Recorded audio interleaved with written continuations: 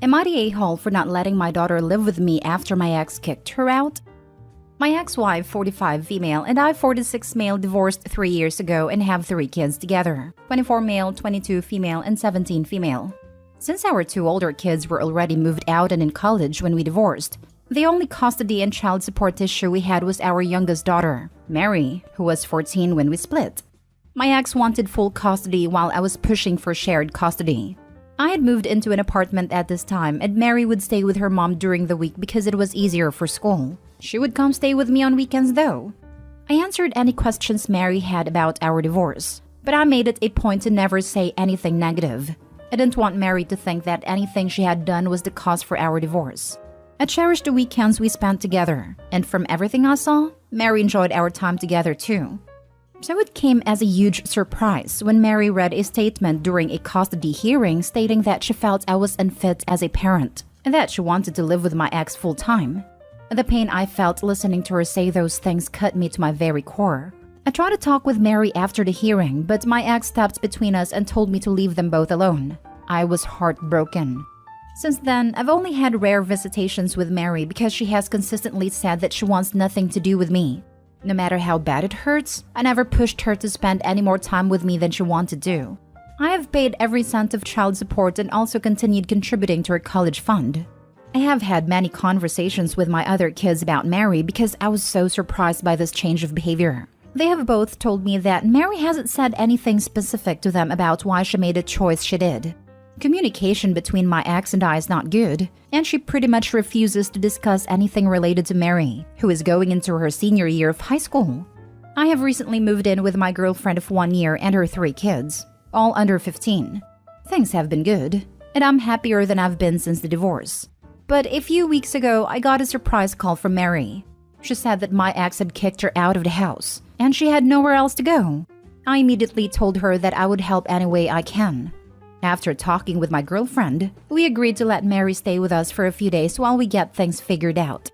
I talked with my ex, and it turns out Mary has been struggling with substance use and threw a huge party at my ex's house and trashed the place. After another talk with my girlfriend, we decided that we do not have the space to house Mary permanently. And with her current issues, my girlfriend does not feel comfortable having Mary around her kids, who have zero relationship with Mary. It broke my heart again, but I had to tell Mary that she can't stay with us. She yelled and screamed at me and reminded me that I said I would help.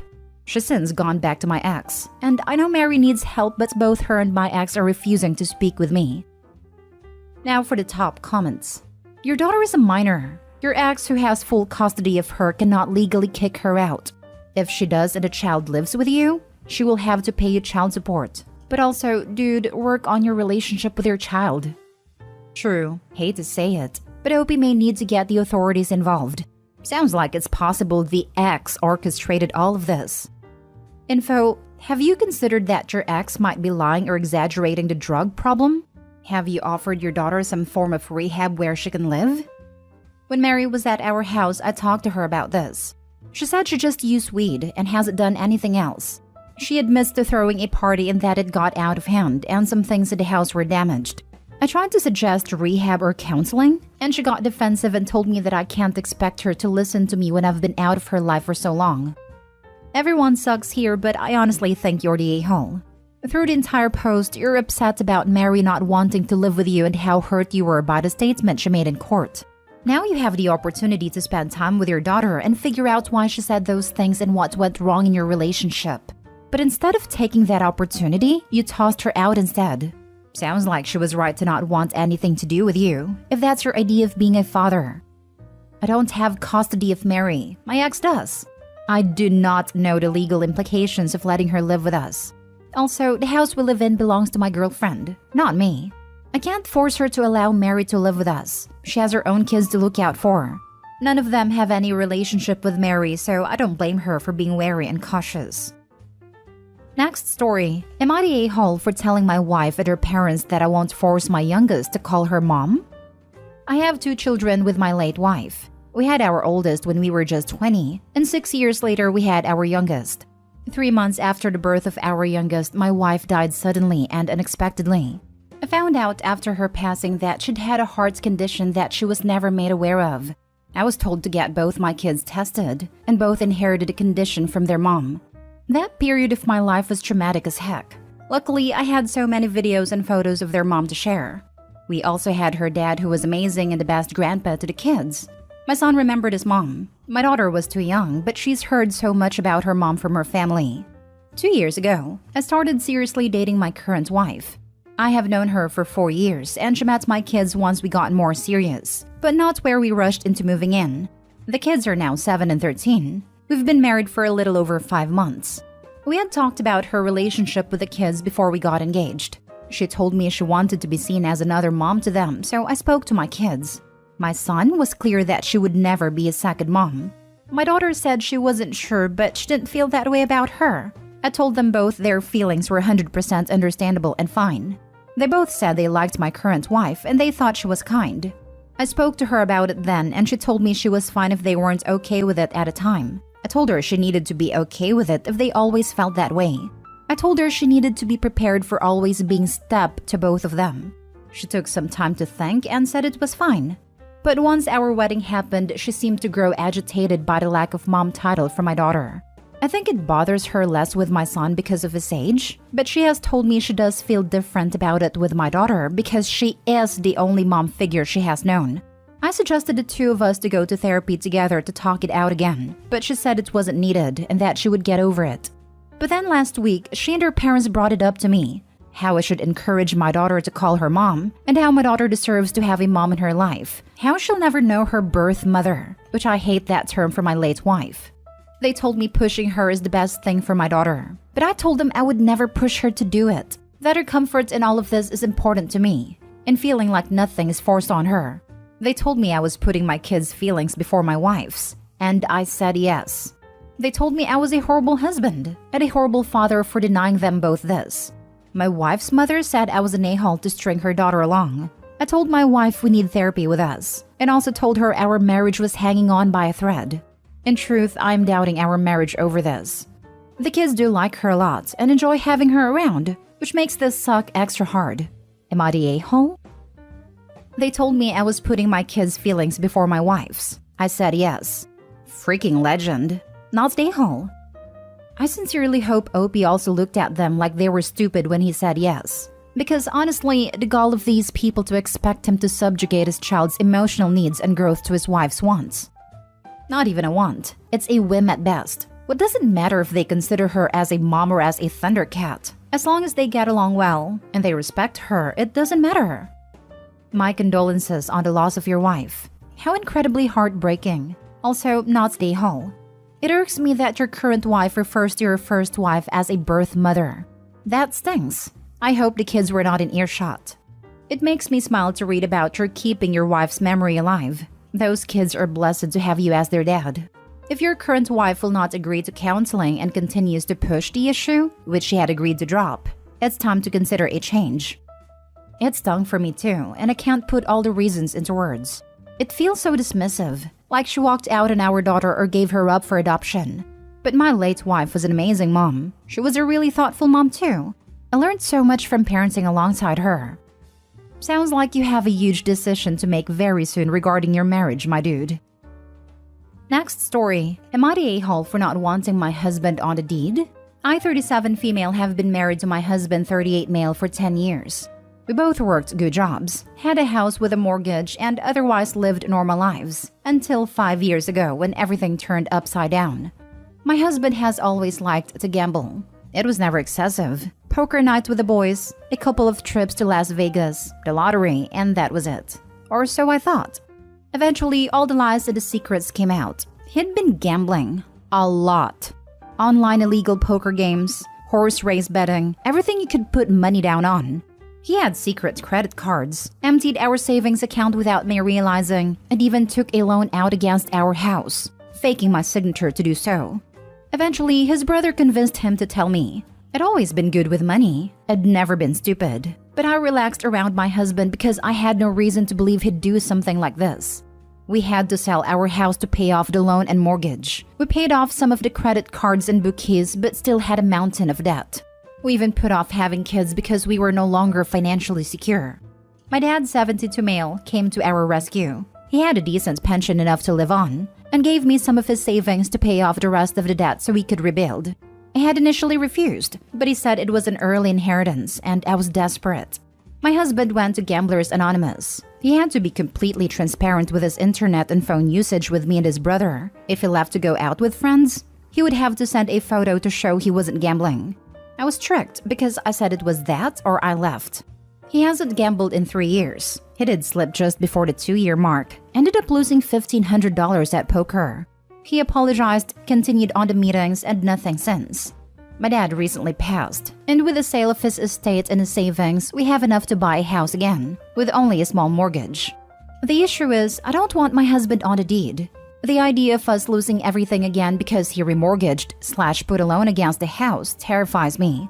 I don't know how I would survive if we lost it all again. I broached the idea of just my name on the deed, and when I explained why, he called me an a-hole. Said I clearly don't trust him, and if I don't trust him, why am I still married to him? His brother also called me an a-hole. Said I've seen how hard it's worked and I need to forgive him and just move forward. Am I the a-hole? Sorry, I should have made it clearer. Husband stopped gambling immediately 5 years ago. Made it to nearly 2 years before the relapse, and has since been 3 consecutive years sober. Now for the top comments. Not the a-hole. It's your money that you're using to buy your house. House is yours. Only your name on the deed is good enough. The issue is he would be contributing to the mortgage. It isn't going to be huge. We will likely be able to pay it off in 5 to 6 years, so he would be paying something towards the house. Has he repaid you for what you've paid towards his debt? If not, his contribution to the mortgage is just what is paying you back for when he lost your house 5 years ago. Hubs is still in the negative here. OP doesn't share the total debt amount, but if it's large enough to warrant house sale, savings, and early inheritance from OP's dad, that's not a trifling sum. In the biz, we call that in the red. But gambling ruins families. Pretty much any addiction does. OP not the a-hole. You unfortunately have to make this tough decision for the good of everyone. He slipped up a year ago if I'm reading right. He will still have a place to live, and maybe in the future you two can sell this house and buy another.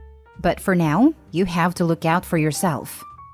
Not the a-hole. It's your money from the inheritance, so you get to decide how to use it. The simple fact you're still married to him demonstrates that you've forgiven him and moved on. You've earned the right to protect yourself by keeping only your name on the deed. Fool me once, shame on you. Fool me twice, shame on me. Now for the last story, am I the a-hole for telling my wife that she does nothing? I, 33 male, am married to Molly, 36 male. We have a son, Theo, 5 male. Molly and I got married 7 years ago, but both decided to focus on our careers before we jumped into anything ultra responsible, like children. I'm a journalist and she was a midwife, and we both did very well for ourselves. Our combined income meant we could actually survive this economy.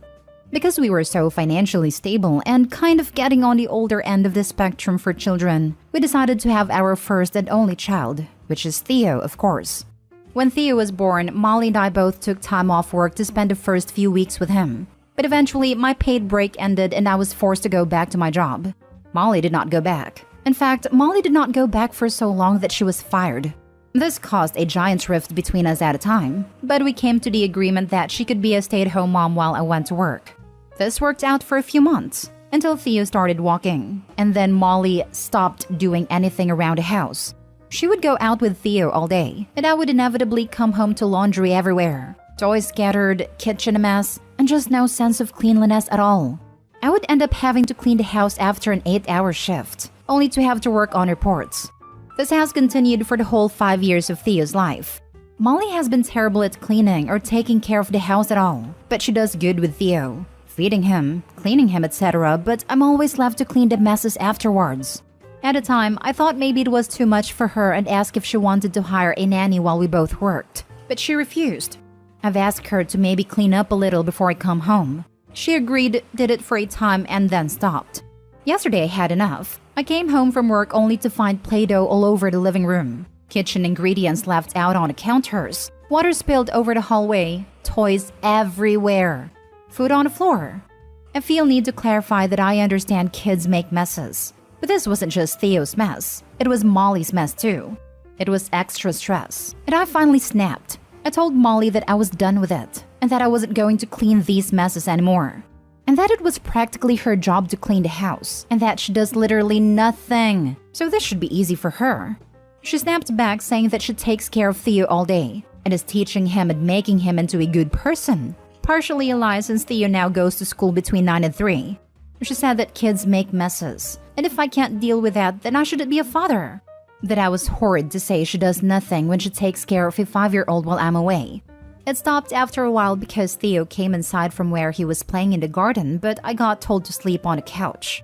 I came back from work half an hour ago and I'm still getting silent treatment. So I want to know if I was in the wrong and should apologize. Am I the a-hole? Edit. Theo is in the 2nd year of school. He started when he was 4 and will finish when he's 11. Not the a-hole. Your wife is doing nothing. Sure, childcare is hard, and taking care of a child all day can be a tough thing to do. But your son is in school for 6 freaking hours. What is she doing during that? That's more than enough time to do housework. I myself need an hour to simply mop the floor, do laundry, and do the dishes. Especially the messes your kid makes. Play-Doh on the floor would have earned me a slap on the head and an order of, pick it up and put it away nicely. Your wife is doing nothing all day while your kid is in school and then has the audacity to call you a bad father for working and cleaning? This woman is a joke. OP, I need you to show her this comment section later. And the whole teaching the kid to be a good person, part of that is teaching your child to clean up after themselves.